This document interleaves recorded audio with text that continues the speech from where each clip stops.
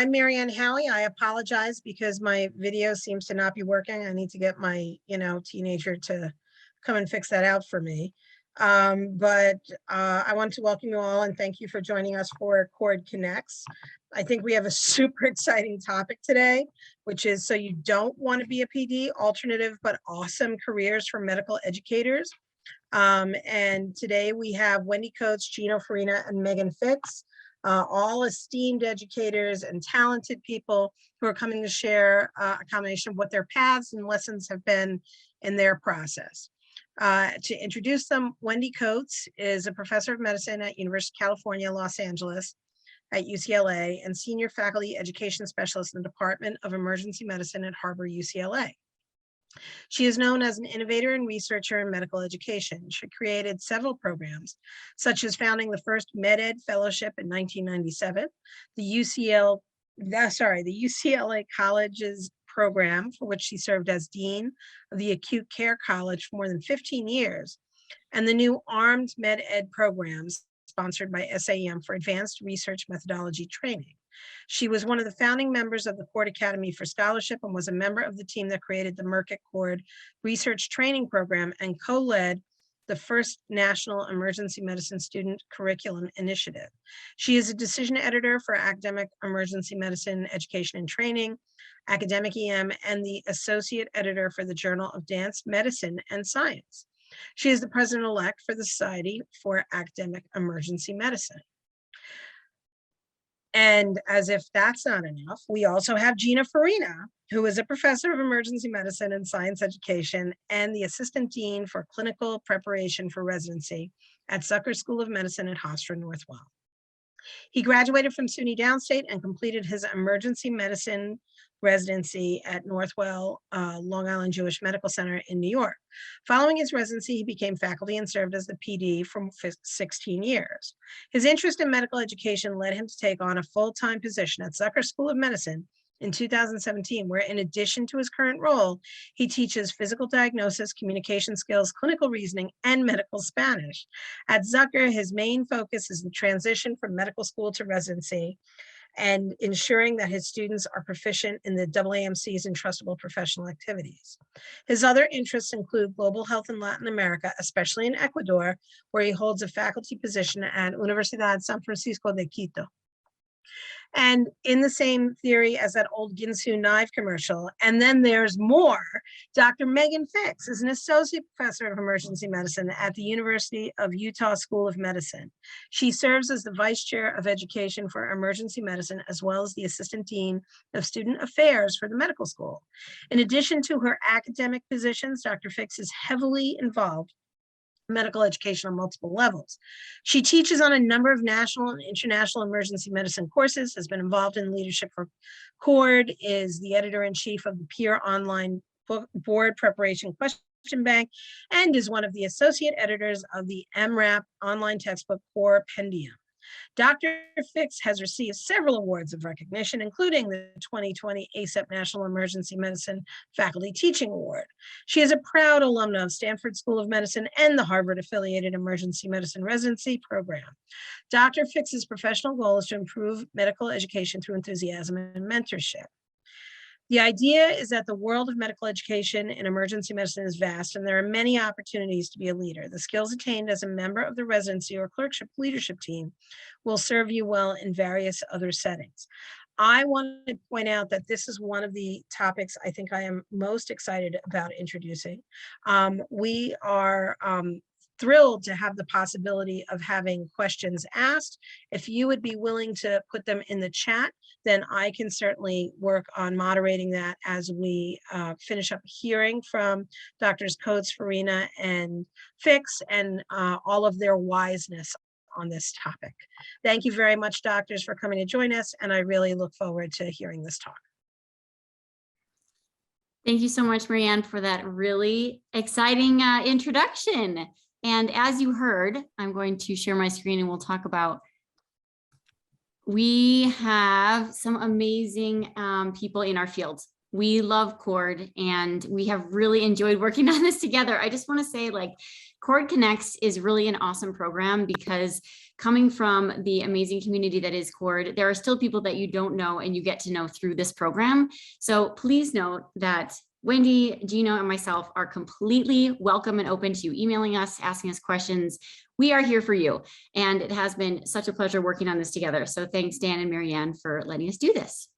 So as you heard, our title is So You Don't Want to Be a PD, Alternative but Awesome Careers for Medical Educators. So as you heard, all of us on this panel have really benefited from being involved in multiple different aspects of medical education, and we wouldn't want it any other way.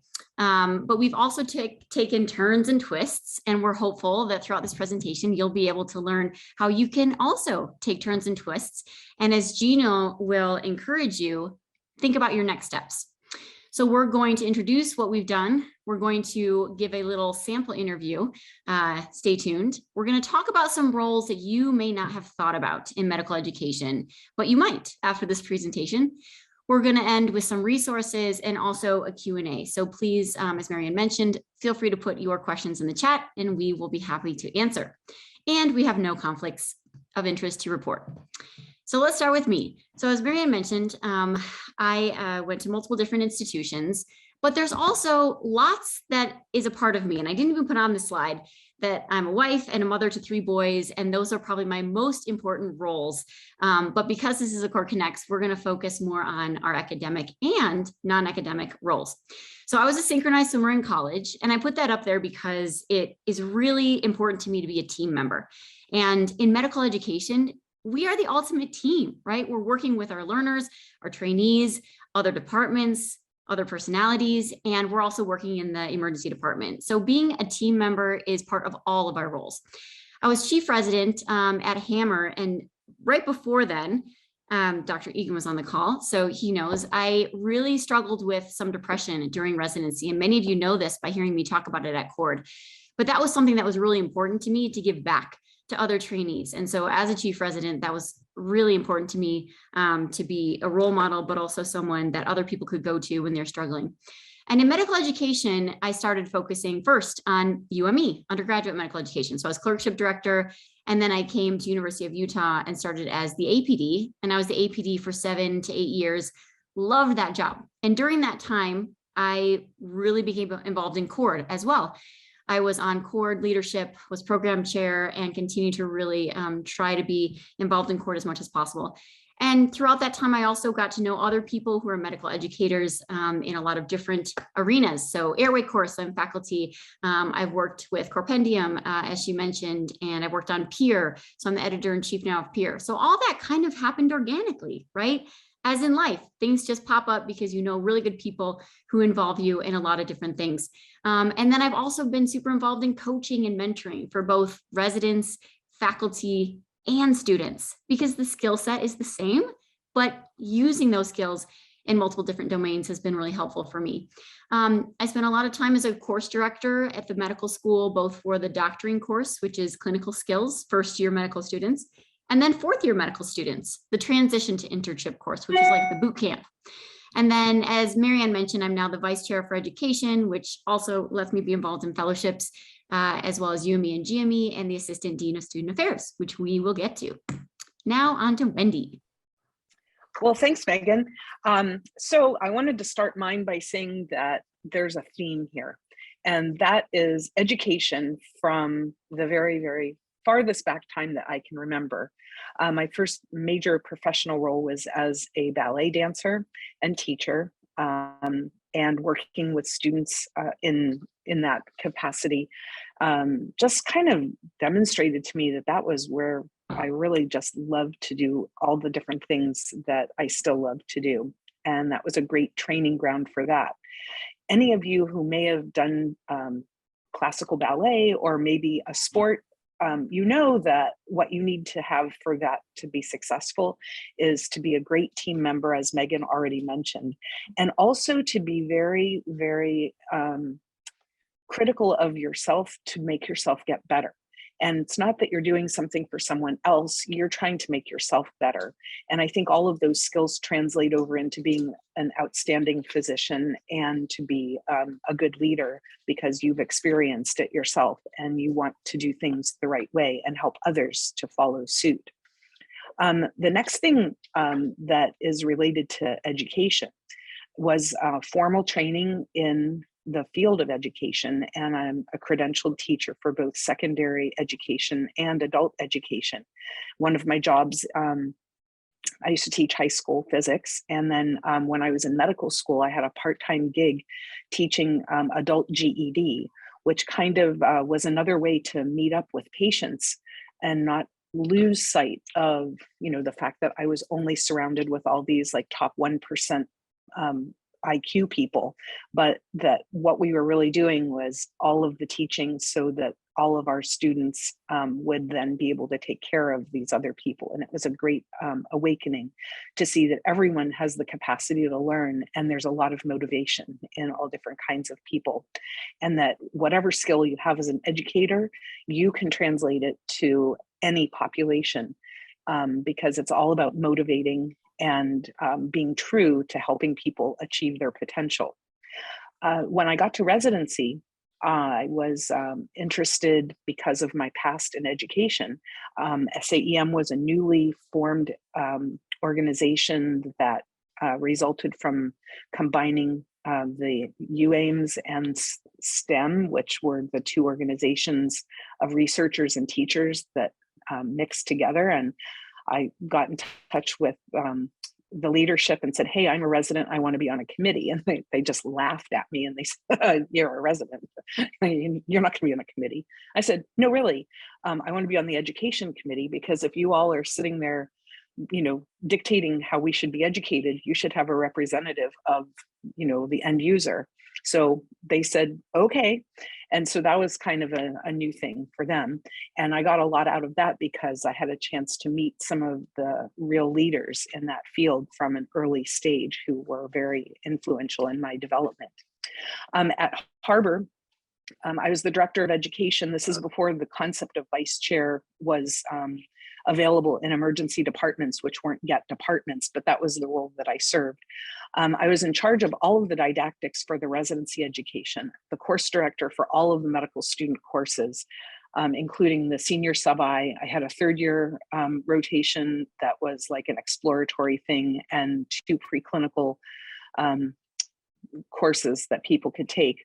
I also worked in the physical diagnosis and the doctoring programs at the medical school at the time. And then kind of skipping over a few years later, it's kind of like, well, you know, people go into specialty areas and you should really have some advanced training if you want to be an educator. So I creatively got funding to start a fellowship. It was kind of a novel idea, and everybody was like, what? And so I had my first medical education fellow, which then evolved into finding other people to do the same thing.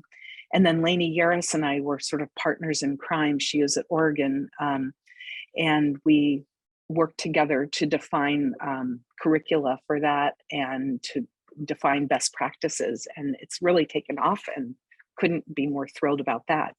I worked in the dean's office. I've had multiple roles in, as you can see on the slide, doing things with education research, and a lot of curricular innovations. I'm sort of the global thinker, and I love designing new programs and launching things. And I think I'm a creative thinker because of all of my creative background and things like that, which led to me being in charge of the college. And I ran that as the dean for about 15 years.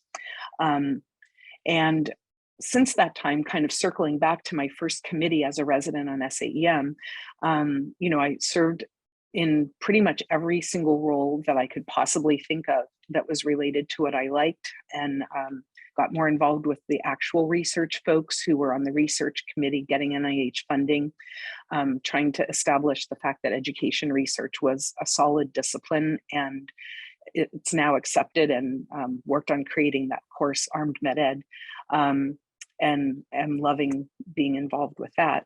And then on the side, I do some consulting with programs that are looking for help with faculty development programs and trying to help their faculty get advancement in education tracks.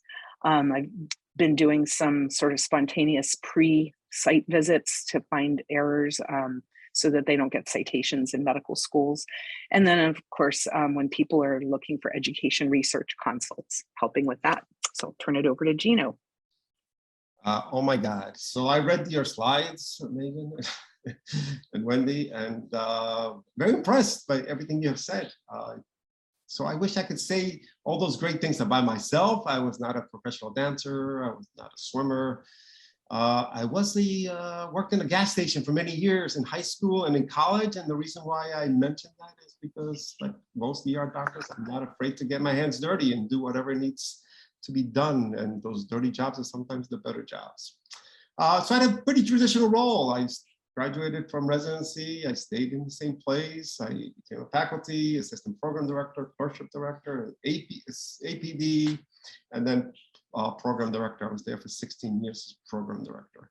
I did a lot in global health while I was program director, all in Latin America, Mexico, Peru, and then I settled in Ecuador, where I've been working there for the last about 5 or 6 years. And I'm a faculty appointment at one of the universities there.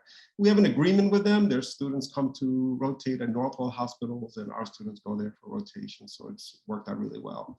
I go there 3 or 4 times a year and teach disaster preparedness, emergency medicine. During COVID, we did online classes. So I'm doing one next month in Tuesday in May. Diagnoses that can be missed for their residents, their students. So the way I transitioned from program director to my next life or my current life was very interesting. Zucker School of Medicine at Hofstra and Northwell combined together and created a new medical school in 2011. When the school started, my former chair was recruited there to help develop the curriculum. He recruited me to help him develop the curriculum. As the school progressed and the 3rd and 4th year were coming to fruition, because of the work that I did there initially, they asked me to be the director of active internships. At Zucker, we have a required EM active internship in the 4th year, as well as a critical care, and either one in medicine, medicine, pediatric surgery, or family medicine. So I directed all those. Initially, it was unfunded, then it was 0.25 funded, then it was 0.5 funded, at which point I gave up being program director because it was too many things that I was doing all at once. And ultimately, they offered me a full-time position as the assistant dean of the 4th year of the clinical preparation for residency. I had faculty appointment in the Department of Emergency Medicine, as well as in the Department of Science Education, because of all the other things that I do. So that was my path to my post-program director life. So I guess we can go to the next slide, Megan. Okay. Well, Megan, I learned that you successfully recently interviewed for a position of Assistant Dean of Student Affairs at your medical school. And I was just hoping that we could take a step back for just a moment and recreate one of your interview moments for the group. Are you game? Oh, I'm so game. All right. All right. So we're just going to kind of get in our little, our little box here. And all right. Well, Dr. Fix, I see here that you are currently an APD for your residency program in ER medicine. And I was just wondering if you could share a little bit about how you envision transitioning from this GME role to the undergraduate medical education role at the medical school. Thank you so much, Dr. Coates, for that question. I would be delighted to answer. So first, I would say in my GME roles as program leadership, I think the most important things that I've tried to do is, number one, be an advocate for trainees. Number two, I've been interested in their individual professional identity formation and their journeys towards their medical careers.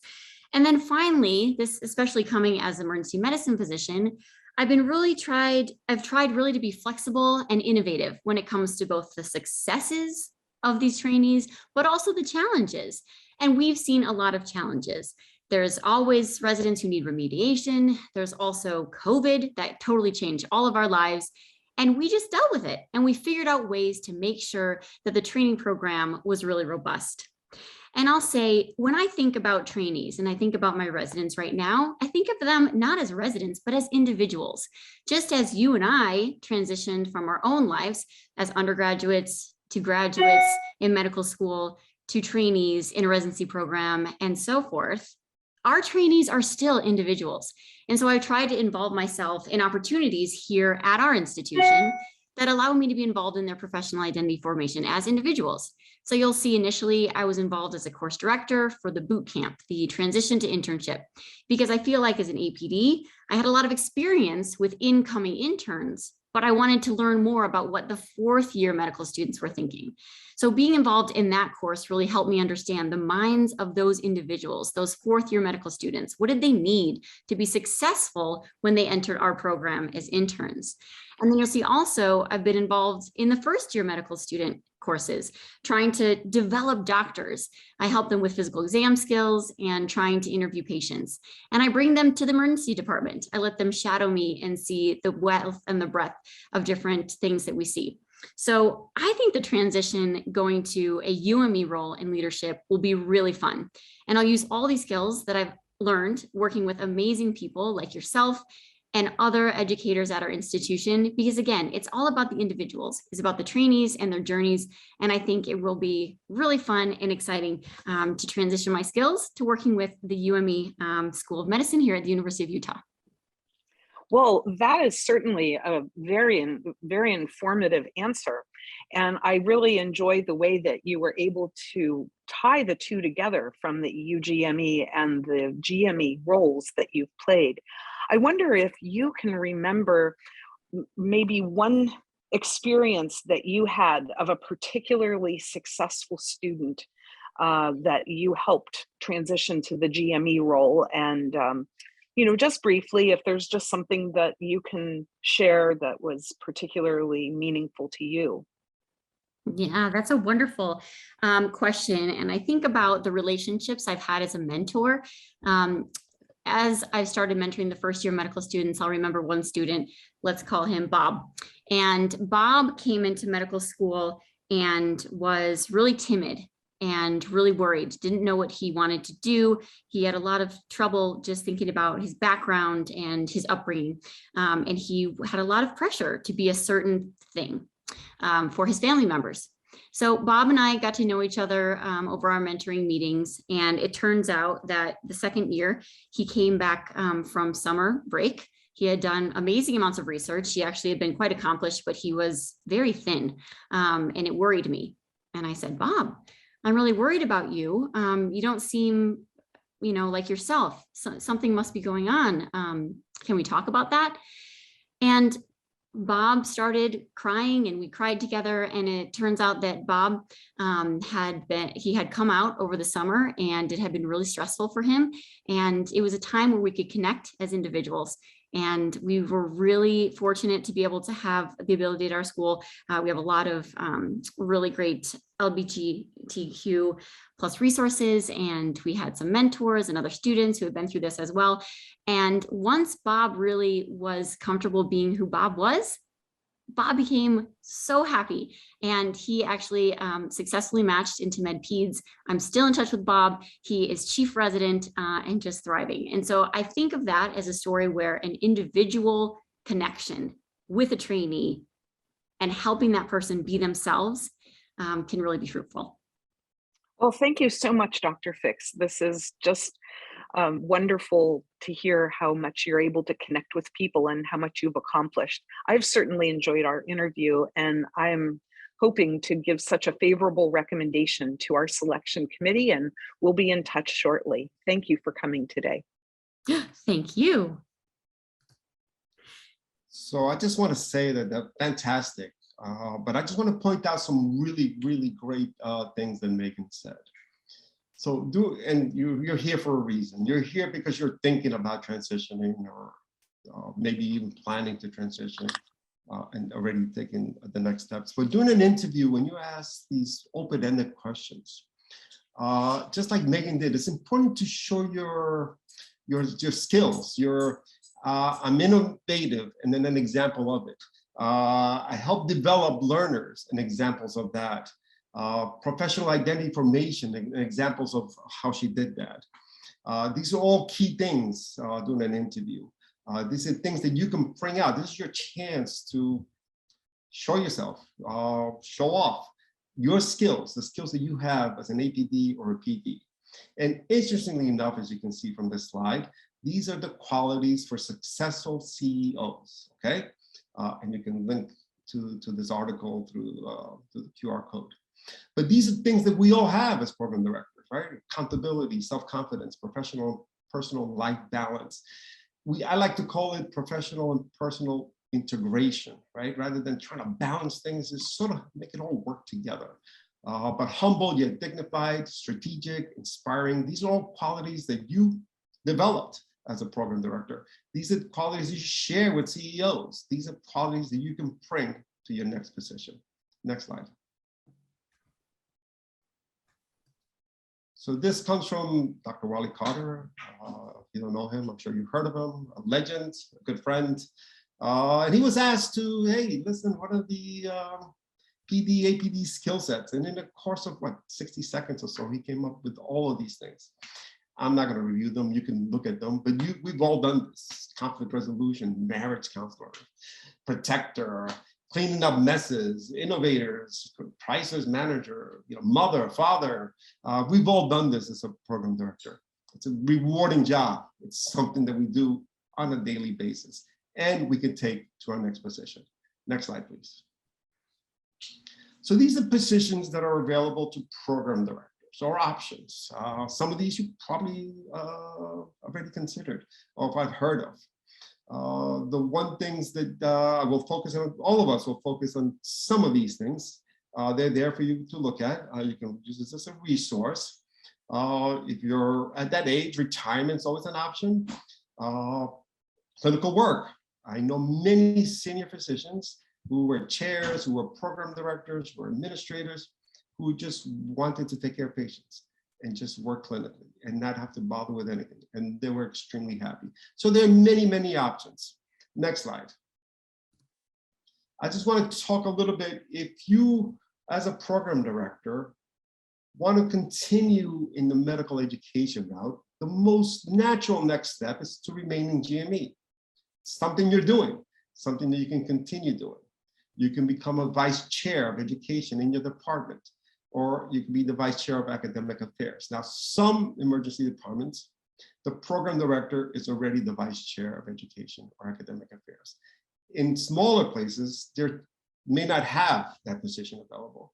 You can talk to your chair, you can try to develop that position, and you can mentor the upcoming program director. So that's, as vice chair of education, you'd be in charge of all of education, not just the residents, faculty development, nursing, NPs, PAs, PCAs, everybody. You've been in charge of all the education. So that's something that's easily and naturally done, easily and naturally path as a program director, because what do? We teach. We teach about teaching. The other thing that's also a pretty natural progression is to be a DIO, or Chief Academic Officer. The current dean of our medical school was a dean at Einstein, and then became the Chief Academic Officer at Northwell, became the Chief Medical Officer, and then became dean. The current, he's retiring. The dean that's coming up behind him did the same path. Was program director at BU, became the Chief Academic Officer at Northwell. It's a vice dean, and he's going to be the dean in the beginning of the academic year. So a DIO is an easy transition. I interviewed for a position at DIO many years ago. I'll be happy to talk about it if you have questions as to why I didn't choose it. It was the wrong time for me to do that, financially particularly. But that's something that I'd be happy to discuss with anybody who's interested. There's positions in ACGME. How cool would it be to be one of the clear surveyors, right? We hate when they come to our programs to review. You get to be the one that goes to programs and visits and reviews. Requires a lot of travel. I also looked at that position. It was the wrong position at the wrong time for me. So I didn't even consider it beyond the initial interviews. The one thing that's really, really interesting that I find that people can move up the administrative ladder quickly is if you are involved with QI, right? So if you are the PI or QI director in your department, or you get involved with that and you ultimately become the QI or PI director. The reason why it's so good, besides the good things, the patient safety and creative programs for patient safety, which is all great stuff, is that it gives you exposure or exposes you to the leadership of the hospital. They see you as the face of the emergency department. If you come up with good ideas and you're a team member and we're willing to work hard, that shows. And so when CMO positions open up, hey, they think about that person in the ER who runs QI there. Wow, that person was great. Let's consider him or her, right? So that's actually, I've seen many people move up the ladder relatively quickly when they get involved with QI, PI, particularly the directors of QI, PI. And you have the people skills for that. And you already are probably involved with PI and QI as a program director or an APD. You're probably, I'm sure, you're part of the PI curriculum in your department. Another natural one is chair, right? That's an easy one. Many program directors have become chair afterwards. I don't think that's we need to spend too much time on that. I know many people have done that. I'm sure as you have also. CMO we spoke about, different ways that you can get there. There's industry, you can do consulting as you hear a little bit more, advocacy work, policy work, government work, global health, and then last, podcasting and social media. As ER doctors, my God, we love those podcasts. There's some amazing podcasts, and some people have really created some great careers doing podcasts. It's a little bit harder to get into. You need to find your own niche. You need to be able to provide a quality product, but that's something that's potentially available to you as well. Okay, next slide. All right. Thank you so much, Gino, for giving us that wonderful overview. And as Wendy and Gino and myself are saying, you have amazing skills. So one of the biggest points of this presentation is to be confident that you have the skills to do any of those things if it's really important to you. So as Wendy was interviewing me, I actually did just go through a round of 6 interviews to get this position at the dean's office.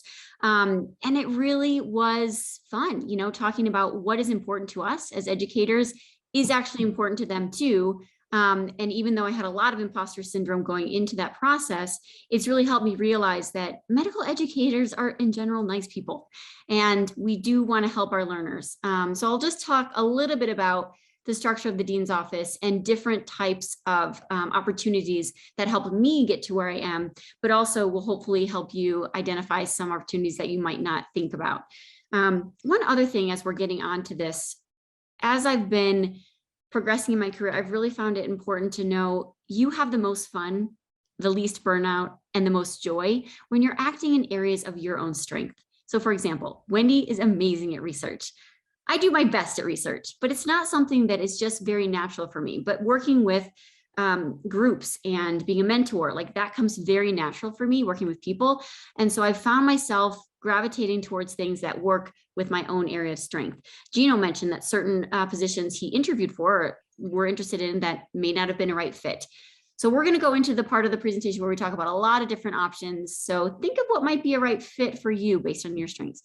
So for course direction, I mentioned that I was a course director for multiple different courses at our school. Many of us have, all of us have.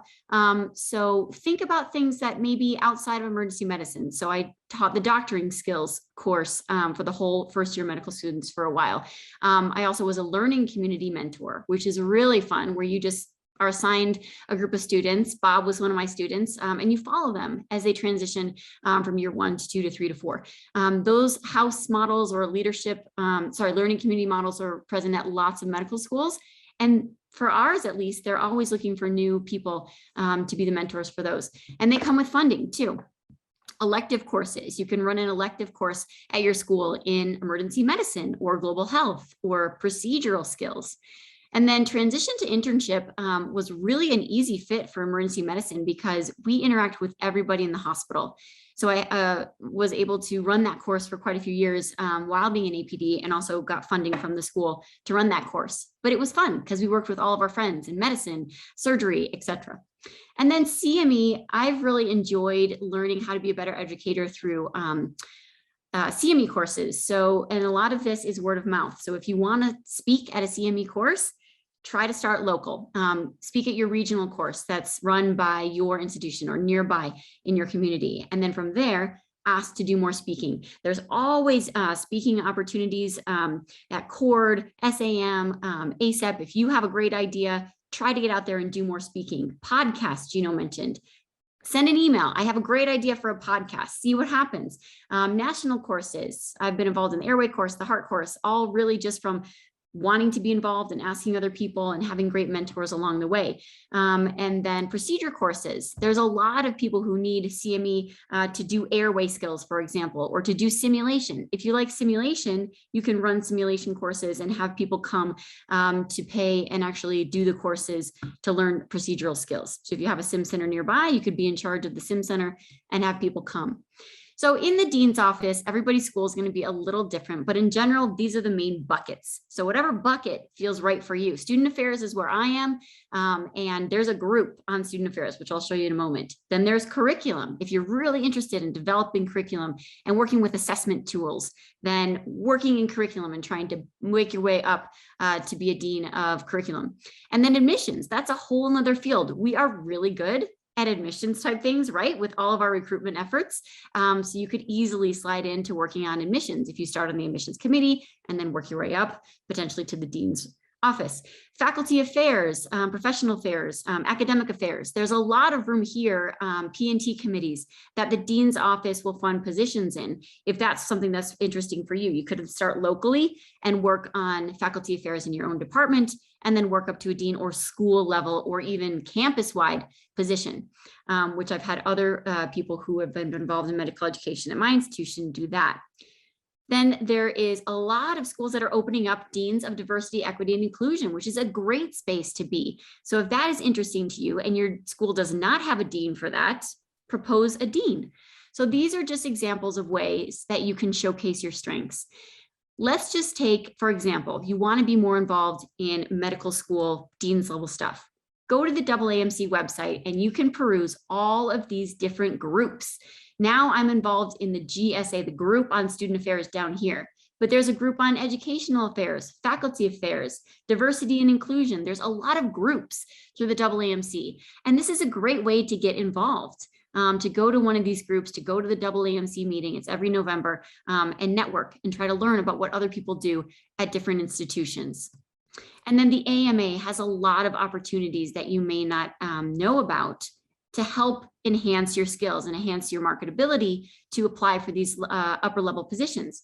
There's faculty and workshops for women through the AAMC. There's minority faculty leadership development seminars. These are being held every year.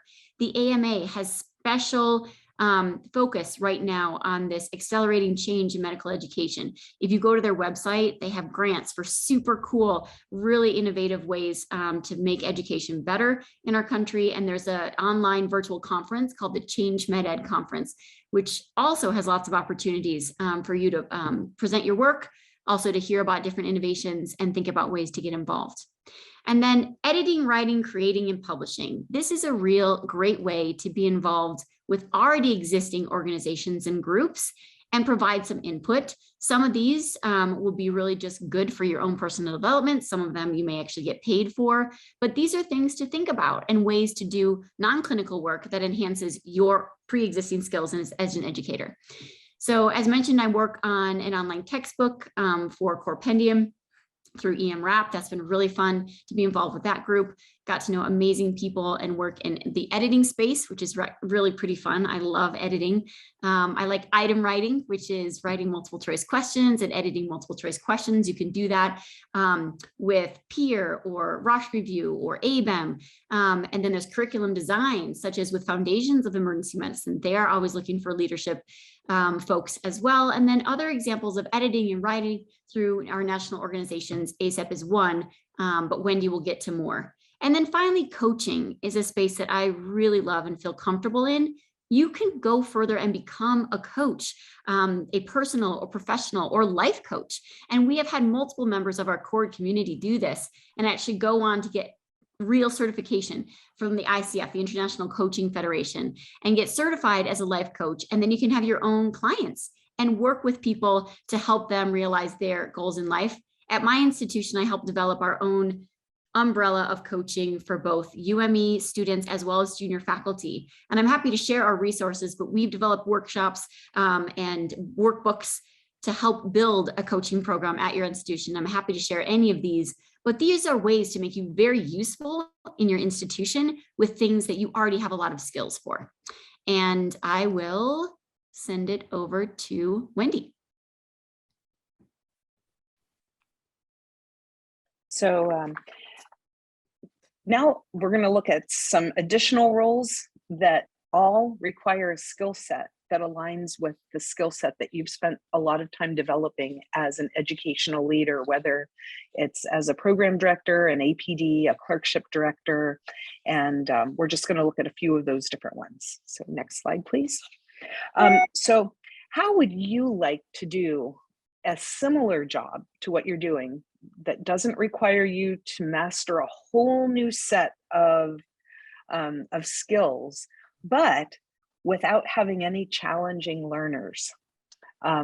No, quote, problem residents, nobody who's really having all of these life problems of growing up, but people who have actually decided to give up a year of attending salary so that they can work with you, just you, so that you can be their career mentor and their career coach.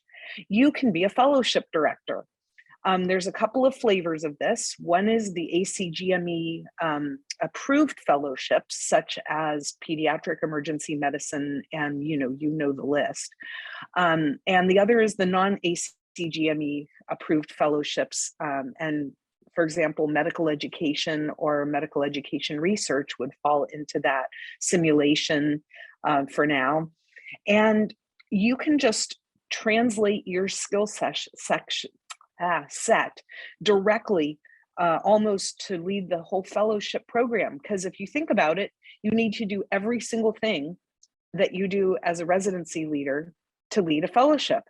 And you can choose your future collaborators and your friends, and you can develop your network of people that you're going to be colleagues with for the rest of your career by cultivating that in your fellows and the people that you choose, and develop these lifelong relationships with amazing people. At least that's what I found. And the bonus is, if you choose a fellowship to lead a fellowship that's non-ACGME accredited, then you can say goodbye to all those external mandates.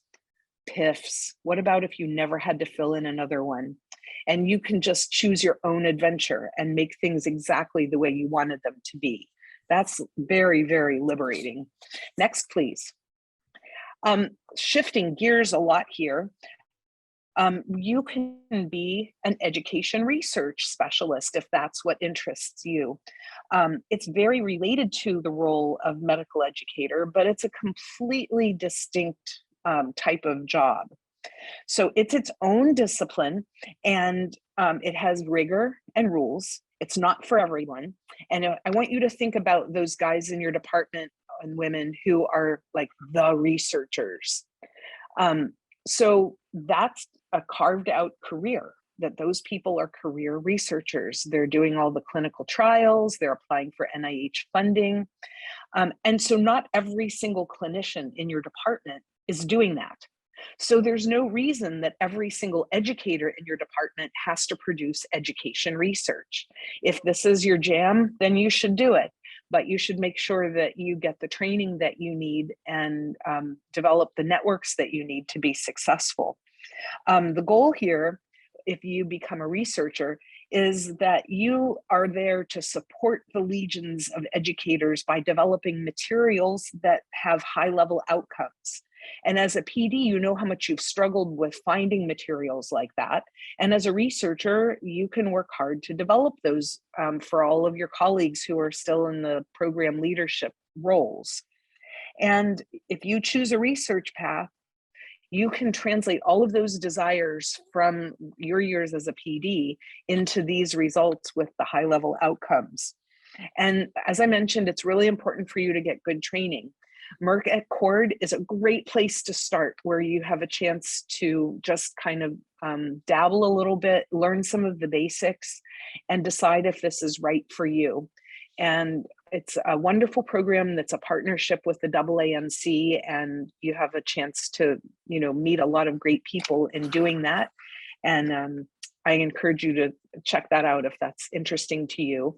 And if it is, then maybe you take the next step and you enroll in the Armed Med Ed course, and or choose to get a master's degree, or find another way to get advanced training in the discipline.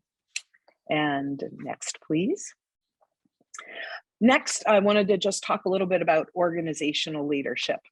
As you know, when it's time for your promotion, one of the criteria is always, does this person have a regional, if you're an associate, or a national/international reputation if you're going up for professor?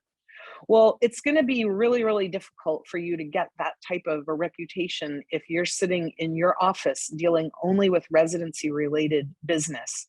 And organizational leadership gives you a chance to be out in the mainstream with a lot of colleagues and meet a lot of new people. And you have an opportunity to expand your expertise and extend beyond the walls of your own institution or medical school. And your network of friends that you're going to develop, as you know, already among program leaders, you've got all these great friends. And by joining an organization and, you know, doing organizational leadership, you can just expand it all the more. So there are a lot of EM organizations that are starving for people with your skills, because like when you list all of your skills, this is exactly the kinds of things that it takes to be a successful leader in an organization. And you could even maybe look outside of emergency medicine to some of the other education organizations, such as ACGME, AAMC, even internationally with IAMSE and the AMA, and have a chance to get people from a lot of different disciplines. And if you're not interested in doing it within the confines of medical education, it might be possible for you to find a position on a board of a corporation, and they generally pay handsomely to have a seat on their boards, unlike all of our organizational boards where it's a volunteer service. And maybe on a nonprofit, on something that you're very passionate about, maybe you could even run for school board in your local elementary or high school district. And on the right side there is just kind of a stepwise approach to how you might get into organizational leadership. First, you want to get the culture down about the organization and get to know all the key players. You can usually do that by serving on one of the organized committees that are extensions of the board. And then, you know, work really hard to demonstrate that you're the best, because you are. And then, like, just chair the committee. That would be the next logical step, and volunteer for important special projects that the organization might be engaged with. And when you transfer to another discipline or another type of organization, don't even think of starting at the bottom, okay? You're already at the top. So if you went to AAMC, don't plan on going there as a beginner and like, oh, hey, I'm just here as a newbie. No, you just transition right to your same level, and, you know, I'm a leader and I'm ready for a leadership role. You know, who are the players? Introduce me, and here's what I can do for you, and move on from there. Okay. I just want to say super important. I just want to emphasize super important what Wendy said, to be involved in national organizations for promotion to associate to full professor. You need to have that. So super important that you do that. All right, so you guys are all here. You're all here for a reason, right? You're either thinking about it or pre-contemplative or contemplating, or maybe you even started the process. And we all know this from, behavior, motivational interviewing, how to get people to change, how to smoke less, lose weight, exercise more, right? So you pre-contemplated or contemplated where you are. We want to help you get to the next stage if you are ready, and you can exit and enter, if you can see the circle, anywhere you are. And sometimes you go out and you come back in and you may start again, but it's all fluid. Okay, next slide. So the first thing you need to know is that where are you now? Where do you want to be? What are those skills that you need to get there? And then you need to make an action plan. So super important to have a plan. Next slide. So you need to identify that gap. So what are those activities and tasks? Is that person that you want to be, what do they do, right? You need to shadow them. You need to see what is their day-to-day life, right? Consider the knowledge, skills, and attributes needed to meet the new desired role, and then identify those gaps. So for example, you're an APD or PD, and now you want to be a DIO. As an APD or PD, you know the ACGME language and the requirements for emergency medicine. But as a future DIO, you need to know the institutional, and you need to know all the other specialty specifics, right? So you need to be involved in your GME committee. You need to be active in the GME committees. You need to take leadership roles in the GME committees, if that is your intended potential future job. Next slide, please. And by the way, I want to say that I want to give credit. All these slides came from the Association for Program Directors in Internal Medicine. They had a workshop at their annual meeting just a couple of weeks ago, and our Chief Academic Officer, who's also was an ex-program director and is now the Chief Academic Officer. As all program directors, we share everything, right? He said, please use them, please share it. And we found this useful, so we're sharing what other program directors are feeling or planning. So you're not alone in thinking about changing jobs, if that's what you're thinking. All right, so filling the gap. You can use the QR code to link to this article. But so how do you develop these skills, right? So you need to attend the conferences. You need to show yourself. You need to talk to people. Shadow somebody who's in that role, as I mentioned before. Find a mentor. I can't tell you how many times I've had people call me up and say, hey, how'd you get to where you are now? Or I want to do this, and how do I get there? So just find somebody to talk to, how they did it, or how they think you could do it, all right? Sometimes you may need, as Wendy said, you may need to get an additional degree. If you want to go into the C-suite, you may need to get an MBA. If you want to be a chair for the department, you may need to have an MBA, maybe not. If you want to go to UME world, a lot of schools are requiring medical education, master's in medical education. Or maybe you need a master's in a hospital administration or an MPH. So see what those requirements are, what's going to help you get there. Next slide, please. And how do you find these things? Well, look within your own institution, look within your own university. Look at the schools that are there, the nursing schools, the School of Public Health, the Dean Suite, the C-Suite, School of Education, School of Business, right? Make sure you get involved with committee works, right? So PI, QI, like I mentioned before, get involved with your service line, informatics, right? All of these things that could be a tremendous resource to you. Next slide, please.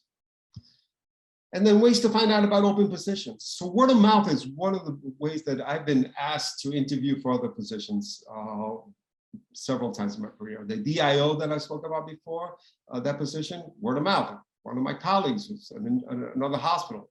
Their DIO was retiring. They told Gino, you should interview for this job. It was the wrong time for me to do that. I didn't take it. But it's word of mouth. There's SAEM, Career Sources, the WNC Career Contact. There's the Association for Hospital Medical Educators Job Board, Academic Keys, search firms. I just want to say something about search firms.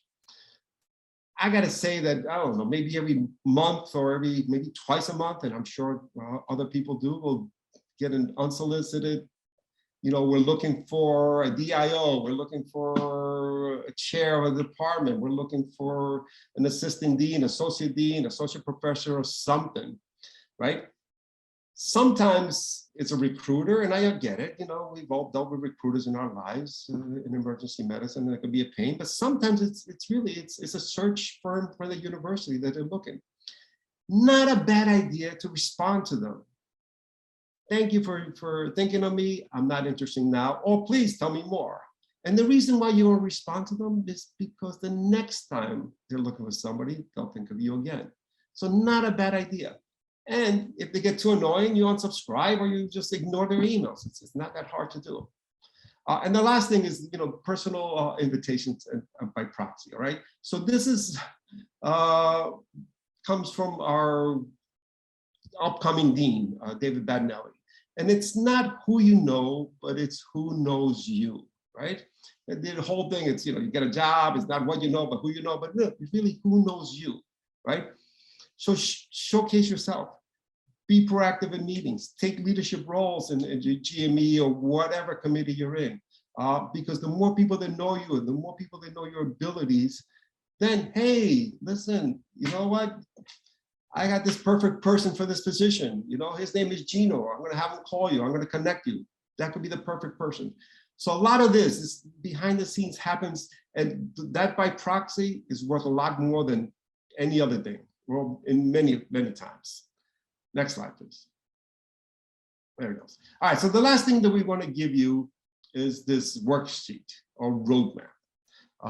And you guys can share it, you can throw it away, you can download it, you can do whatever you want with it. But pretty much gives you a frame that you can use to where you are now, where you want to be, what you need to do to get there, right? And what are your barriers? And I find this personally often when I do this, if I write things down, if I put pen to paper or type it into your computer, whatever, it solidifies it for me. I see it better than when I visualize it in my mind, right? And what are the next steps that you need to do? And if you can do this, this can help you get to the next step. If you are at that point in your cycle, in that pre-contemplative or contemplative, this can definitely help you get to the next step. And I think that's it. So we're happy to take your questions right now. And Marianne has maybe some from the chat, or if you want to just unmute and ask one of us or ask to the group, somebody will answer for you. Nothing's off limits. Yeah, I don't have any in the chat yet, so feel free to type them in the chat or unmute. That would all be fine. I guess one of my questions is, Gino and I talked about this a while ago because I was intrigued by his move into the administration of the med school and understanding that we are actually compensated fairly well financially compared to other physicians for what we do. So one of the things that I know that at my prior institution, the people who were kind of moving into the med school dean role were doing things like pediatrics or internal medicine, which may not be as well financially compensated. Is that a concern as you're moving into med school leadership, or is that something that really was either is still true or was a concern? So I could take the first crack at that. And yeah, Marianne, you and I have spoken about this before. Yeah, emergency physicians were compensated really well. And that's one of the reasons why I did not take that position as a DIO, because it was the salary was less. And I would have to work many, many more clinical shifts to make up the difference at another institution. And I lost all my seniority. And there's a tuition reimbursement for my kids going to college that I had at Northwell that I would have lost. So I could not do that. So yes, sometimes when you make these moves to DIO or dean, the reimbursement is going to be a lot less. The way doctors make money is by seeing patients, particularly emergency medicine. So in my experience is I took a huge cut when I left the program. I left clinical work, but my kids were out of college and my mortgage was paid, and I could do it. I'm at the stage in my life. But you do take a significant pay cut. So that's something that you need to consider if you want to transition totally out of clinical medicine. But so that is a big consideration in what stage you are in your life. And I'll let Megan and Wendy. Yeah. Thanks, Gino. And I think this is an important consideration for anything you want to do. I'll tell you what happened at my personal institution. So my other school of medicine roles were paid by this NIH cap, which is basically where the AAMC says you can get money to a cap, which is generally lower than our salary, but higher than a pediatrician's salary. And it changes every year. And so they would give my department that much money for my roles for like 0.30 FTE for my school of medicine roles. Now, over the time, I have negotiated with my chair so that people who are in medical school roles, that makes the chair look good, right? So they want people in the dean's office. They want people from emergency medicine to be involved in medical school. So my chair has agreed to buffer some of that gap between our salaries in EM and this NIH cap. That's for all roles. And then at our school, a dean's level position is actually funded at your level, up to a cap that is generally right around us. And so that's why you don't see a lot of neurosurgeons doing dean's level positions. But once I got to the dean's level, it actually was not a pay cut. They would cover me at 0.5 FTE. So it depends on your school, but I would look into those details as part of your homework, filling the gap, as Gino mentioned. Another thing I would like to just bring up is that the medical school has a lot of money.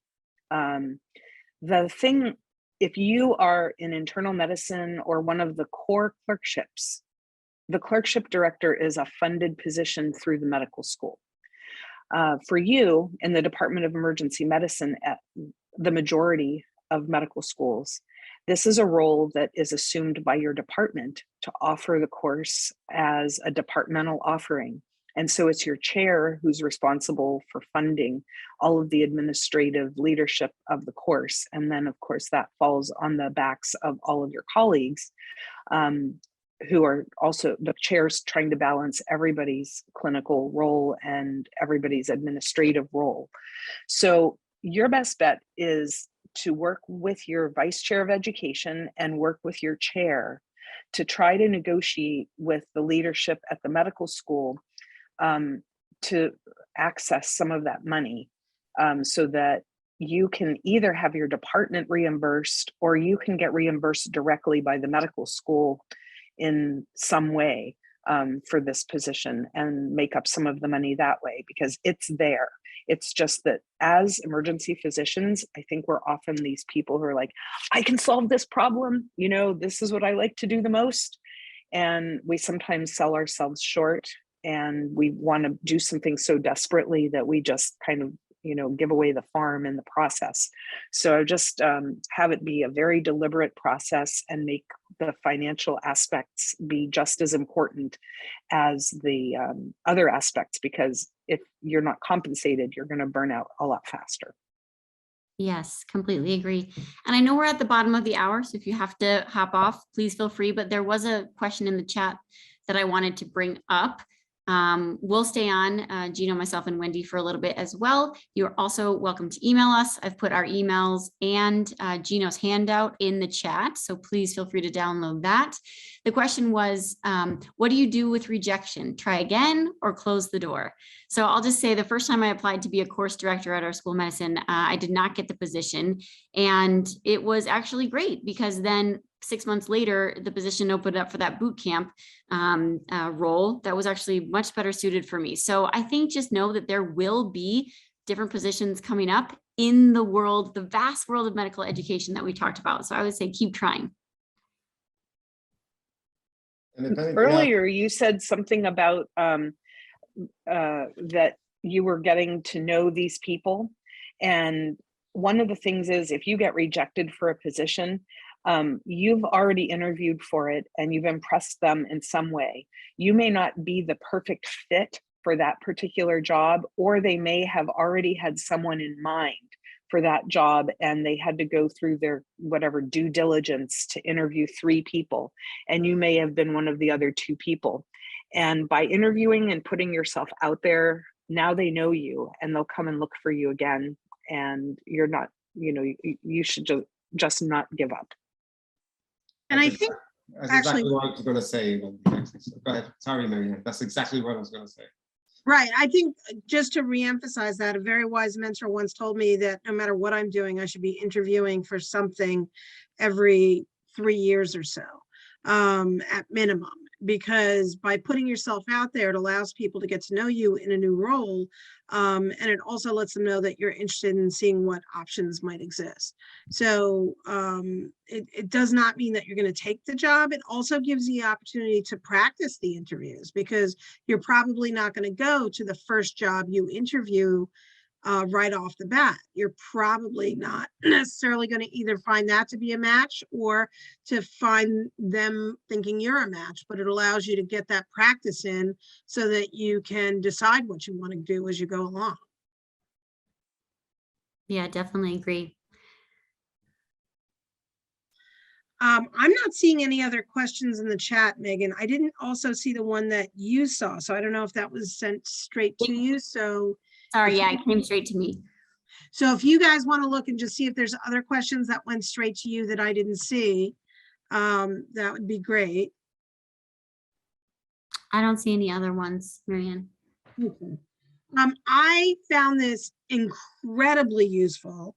I think this is a fantastic, obviously you guys are a fantastic panel, but it is also an incredibly fantastic topic for CORD to put out there. I think as our, essentially as our specialty, which is still so young, ages relatively gracefully as we move along, we're going to have people who are moving on to more senior roles. And this allows us to kind of think about how do we position ourselves to move to those spots. So thank you very, very much, Gino, Megan, and Wendy. I am super happy to know each of you and really appreciate that you took the time out today to do this.